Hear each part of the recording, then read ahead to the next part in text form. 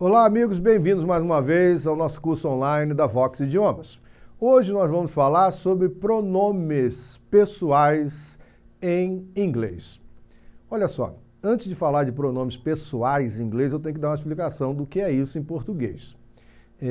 Na nossa língua, pronome pessoal, assim como no inglês, é um pronome que substitui o nome de alguém, de alguma coisa, de uma pessoa, de um objeto. Por exemplo, eu falo assim, ele, está substituindo o João ali, ela, a Maria, eu, está substituindo Márcio, meu próprio nome. Então, nós usamos pronomes pessoais para substituir o nome de alguém. Agora, você já parou para pensar que uma pessoa pode estar praticando uma ação ou pode estar sendo vítima de uma ação, por exemplo? Ela pode ser, no momento, o agente, outra hora ela pode ser o paciente. Né? O médico está operando, o doente está sendo operado. Né? Ele opera, ele. Você já parou para pensar nisso? Que aquele ele primeiro que você disse antes do verbo é o que está praticando a ação. E aquele ele que você disse depois do verbo operar é o paciente que está sofrendo a ação. Então, na verdade, os pronomes pessoais que nós iremos estudar são aqueles pronomes que todo mundo já ouviu falar. Eu, você, ele, nós, vós, eles, vocês, enfim, essas palavras que nós utilizamos na nossa língua. Eu, tu, ele, nós, vós, eles, o ela e o elas também na forma plural. Ora, em inglês, né, você deve observar nesse nosso quadro, nós temos muito mais do que 6 pronomes com seus plurais aí, como a gente tem na nossa língua portuguesa. E eu quero dizer para vocês também que observe o seguinte, nós veremos essa matéria em 2 aulas. Hoje, nós veremos os pronomes pessoais que são sujeito de frase, ou seja, aqueles que vêm antes de um verbo, aqueles que estão praticando uma ação. Na nossa próxima aula, nós veremos os pronomes pessoais que vêm depois de um verbo, ou seja, aqueles que estão, de repente, sofrendo uma ação. E aí, eu gostaria de dizer para vocês que, em português, esses pronomes que vêm antes de um verbo são chamados de pronomes pessoais, do caso reto. Em inglês, eles são chamados pronomes subjetivos, subjective pronouns. Ou seja, eles recebem o nome de pronomes subjetivos porque são sujeitos. E os outros pronomes que nós veremos na nossa próxima aula são pronomes objetivos, ou seja, são objetos da frase, vêm depois de um verbo, ou seja, são aqueles que sofrem a ação, por exemplo. Agora, observando na nossa tela inteira, você vai ver ali que nós temos o pronome I, que em inglês é eu. I, em inglês, é sempre escrito com letra maiúscula. Não importa se no começo de uma frase, não importa se no meio da frase, o I será sempre com letra maiúscula. Guarde bem isso. Outro pronome que eu já tive a oportunidade de falar em outra aula é o you, né? Que significa você, e você olhando na coluna do lado, você vai ver vocês. Eu já disse para vocês que o you é aquele pronome que a gente sabe se é você ou vocês, porque a gente só fala você ou vocês diante de alguém ou de várias pessoas, e o nosso olhar e o nosso apontar dedo é que vai dizer se é você ou vocês. Nunca ninguém fala você sem estar diante de outra pessoa. Já parou para pensar isso? Às vezes o sujeito está falando com uma alma do outro mundo. Mas a alma do outro mundo ele está vendo. Você pode não estar vendo, mas ele pelo menos está vendo, ok? Outro caso é o nosso he. He é ele, em inglês. Ora, ele, he. E logo a seguir você vai ver they, significando eles. Você vai ver she, logo abaixo, significando ela. E vai ver they de novo, significando elas. E você vai ver it, significando ele ou ela. E do outro lado você vai ver they de novo, sendo o plural de it. Então, você vai reparar que no singular há uma palavra diferente para cada pessoa, se é ele ou se é ela, ou se é it.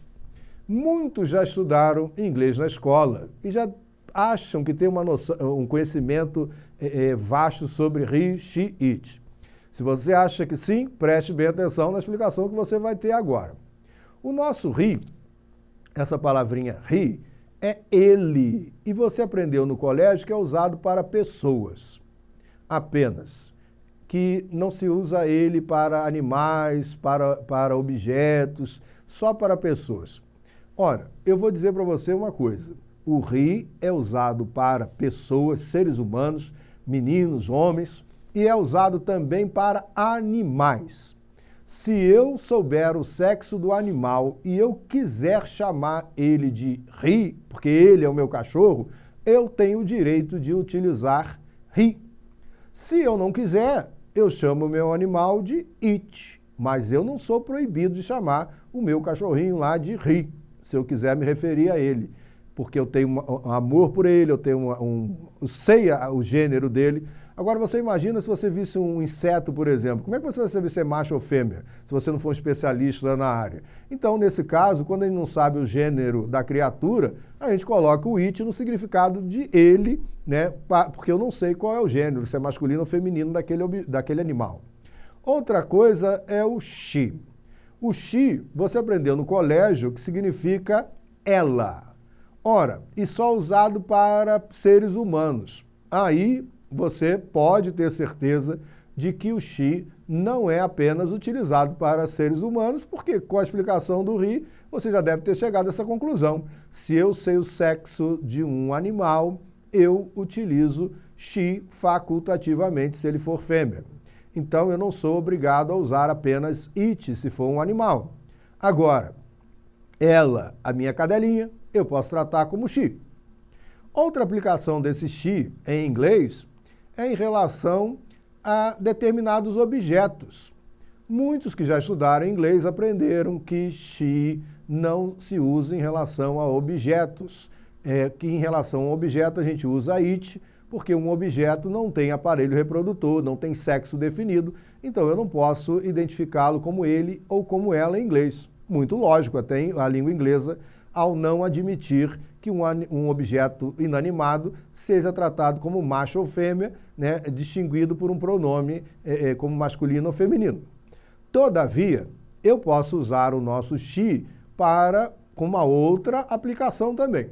Em relação a alguns objetos, eu posso tratá-los por she toda vez que eu tiver um especial apreço, um amor especial por aquele objeto.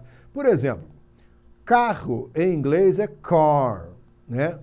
A palavra carro. Se eu falo it is my car, ele é o meu carro, ou simplesmente é o meu carro. O it foi usado em relação ao automóvel, porque aquele automóvel é um ser inanimado. Mas, se eu tiver um amor especial por esse objeto, eu posso tratá-lo como she. Independente do português, se na língua portuguesa a palavra é masculina ou feminina, sempre um objeto que eu trato com amor ou carinho, de maneira carinhosa, será utilizado o pronome she para ele. Então, she para o carro, she para o navio, she para o avião, enfim, se eu tiver um amor especial por esses objetos. E a palavra it? Você deve ter ouvido, quando você estava na escola, que it era ele ou ela, usado apenas para objetos e para animais. Eu vou adiante. O it serve não somente para objetos e animais, serve para outro tipo de pessoa, que são chamadas pessoas jurídicas, uma empresa, por exemplo. It, a padaria, ela. It, o mercado. Em vez de falar o mercado, it, eu uso no lugar dessas entidades que não são nem animais, nem objetos. Outra situação em que eu uso it é em relação a pessoas. Aí você vai falar para mim, mas professor, como é que eu vou usar em relação a pessoas? Eu aprendi que eram animais ou objetos. Ora, você já parou já pensou quando você chega diante de um bebê, se ele está vestido de roupinha amarela, você sabe se ele é menino ou menina? Se você falar, ela é muito bonitinha, você pode ofender a mãe. Se você falar que ele é muito bonitinho, você pode ofender, de repente, alguém da família, porque o sexo da criança não é aquele. Então, quando eu não sei o sexo, por exemplo, de uma criança, eu chamo ela de it. O primeiro contato, it, beleza. É uma criança que eu não sei o sexo, daqui a pouco a mãe vai falar she, se ela for uma menina, he, e aí eu substituo esse it que eu falei para evitar um mal-entendido, um gafe, né? Chamar o menino de menina ou a menina de menino, né? Eu uso o it ao me referir a ele e as pessoas sabem que eu não sabia o sexo da criança, por isso, na dúvida, usei o it para indicar que é ele ou ela. Você me esclareça se é um ou se é outro. Agora, no singular, há diferença. He ele, she, ela, it, ele ou ela para objetos, animais, entidades incorpóreas como empresas e para pessoas que eu não saiba o gênero, o sexo dela. Agora, no plural, não. Você tem a palavra they, que serve para ele ou ela em qualquer situação. Aliás, desculpe, eles ou elas em qualquer situação. They pode ser para animais, para objetos, para pessoas, enfim, para todos os casos que nós vimos anteriores, toda vez que estiver no plural, será they, ok? Então, pessoal, espero que vocês tenham entendido essa lição e lembrando que esses pronomes sempre aparecerão antes de um verbo, normalmente eles estarão antes de um verbo que indica uma ação que está sendo praticada, né, ou um estado ou uma condição em que alguém se encontra. Então, esses pronomes serão sempre sujeitos àqueles que praticam a ação. E você os encontrará, logicamente, normalmente, antes de um verbo. Nunca encontrará esses pronomes após um verbo na mesma frase. Então, pessoal, espero que vocês tenham entendido os nossos pronomes pessoais subjetivos. E na próxima aula nós daremos sequência aos pronomes pessoais, falando dos pronomes objetivos. Até a próxima aula no nosso curso online da Vox Idiomas.